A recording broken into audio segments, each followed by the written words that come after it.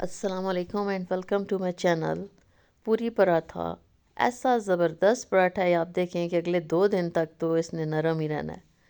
और ये ऐसी रेसिपी है कि जिसको बार बार कोशिश करने के बाद मुझे ये हासिल हुई है रेसिपी। इसको मैंने ट्राई किया और मैंने सोचा कि आपके साथ भी शेयर करूं। इसके परत चेक करें और इसका क्रिस्प आप सुबह नाश्ते में इस्तेमाल करें, हलवे के साथ या फिर चनों के सालन के साथ और निहारी के साथ भी आप ले सकते हैं। देखें किस कदर खूबसूरत और खस्ता,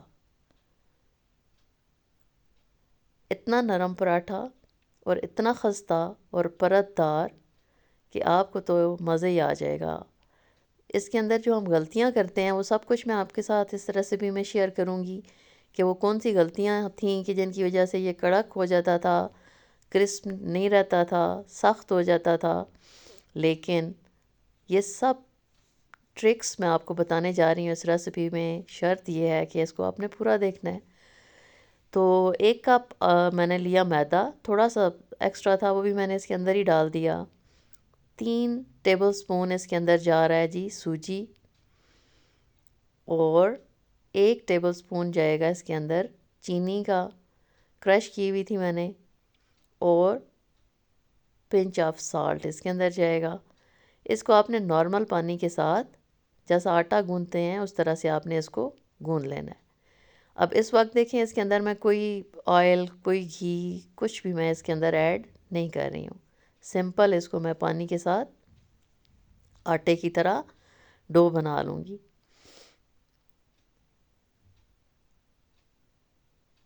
नॉर्मली क्या होता है जी कि मैदे के अंदर सूजी नहीं ऐड की जाती, जिसकी वजह से फिर वो जो पराठा था वो सख्त हो जाता था। और अब क्योंकि पूरियों का भी सीज़न आ रहा है और 22 रजब की न्याज़ लोग मोस्टली करते हैं, उसके अंदर भी पूरियाँ बनाते हैं। तो आप इसी रेसिपी से, जिस तरह से मैं पराठा बना रही हूँ, आप सेम डो बना के आप सिंपल पूरी भी इसी से बना सकते हैं। तो ये 1 कप ही मैंने पानी लिया था, थोड़ा सा एक्स्ट्रा हो गया था, और उसके अंदर 2-3 टेबलस्पून अभी मैं ऑयल के शामिल कर रही हूँ। इस वक्त मैं आटा मतलब गूंद रही नहीं हूँ, अब सिर्फ उसको मैंने डो को थोड़ा सा मिक्स किया और उसके अंदर ये ऑयल जो है वो 2-3 टेबलस्पून ऐड करके इसको रेस्ट दे देना है। ठीक है, तो रेस्ट जो है ना वो बार बार इसको मैं दूंगी। आप देखिएगा कि वो बहुत इम्पॉर्टेंट चीज़ है कि अब इसको बस मैंने ऑयल ऐड किया और इसको मैंने रेस्ट दे दिया 10 to 15 मिनट्स। उसके बाद अब आटे की तरह से अब मैं इसको गूंद रही हूँ। ठीक है, अब क्योंकि रेस्ट देने के बाद ये फ़ौरन से ना रेडी हो जाता है, कोई ज़्यादा आपको मुक्की लगाने की ज़रूरत नहीं पड़ती। तो बस ये ऑलमोस्ट डन है। इसके बाद क्या होगा जी कि इसको आपने डिवाइड कर लेना है। आपने जितना छोटा बड़ा जितना पेड़ा लेना है आप इसे बना लेंगे।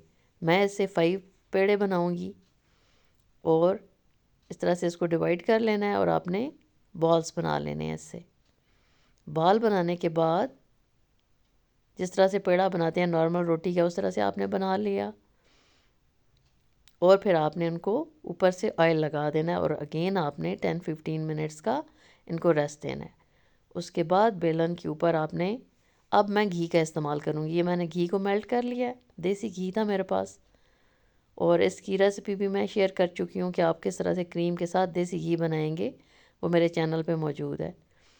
तो आप ये देखें, इसको आपने बेल लेना है, जितना पतला आप बेल सकते हैं। वो बेलने के बाद आपने इसको पूरी तरह से ऑयल, घी जो है ना ये लगा के, और इस तरह से आपने इसको ये परत बना ली है।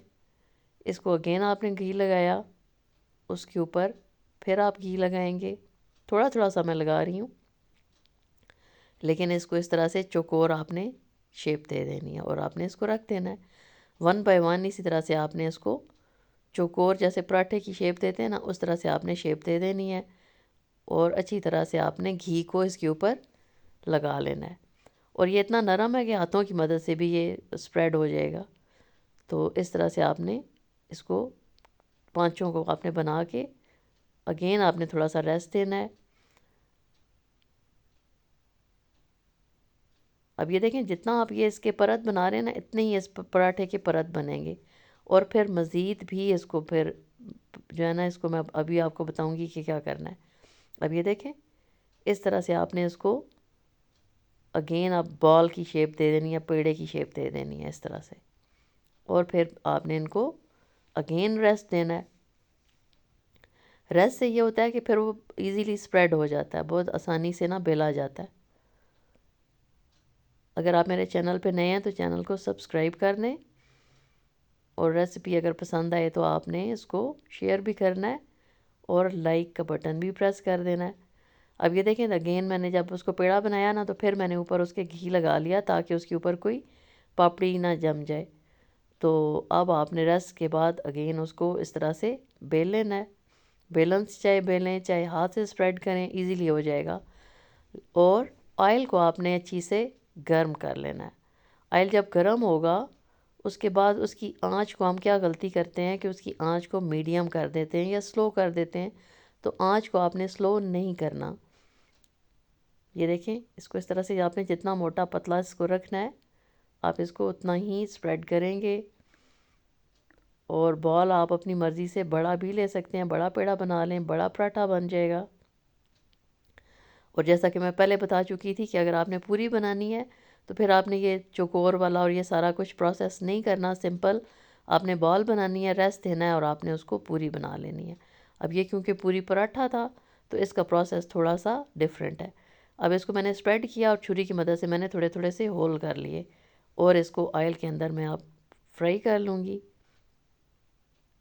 2-3 सेकंड्स के बाद आपने इसको टर्न करना है, और ऐसा ज़बरदस्त खूबसूरत सा कलर इस पे आएगा। और खाने में तो क्या ही बात है। आपने मस्ट इसको ट्राई करना है और अपना फीडबैक ज़रूर दीजिएगा। आप ये देखें, इस तरह से लाइट सा गोल्डन सा कलर आए तो बस इट्स डन। फिर आपने बेलना है और बनाना है।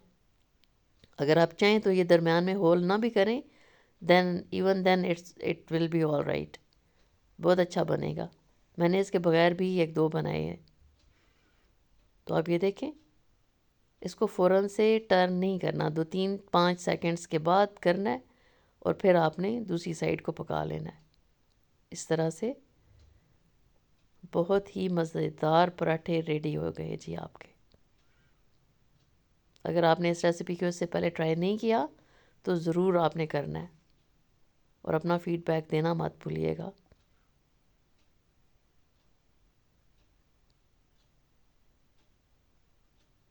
अब ये देखें कितनी सी देर लगी है, बस आप रेस्ट देंगे और जब आप इसको बनाएंगे तो बिल्कुल भी परफेक्ट पूरी पराठा आपका बनेगा। बहुत ही खूबसूरत शक्ल वाला, यमी क्रिस्पी। ये देखें कितना खूबसूरत कलर आया इस पे। Thank you so much for watching this video. अल्लाह हाफिज़ एंड टेक केयर।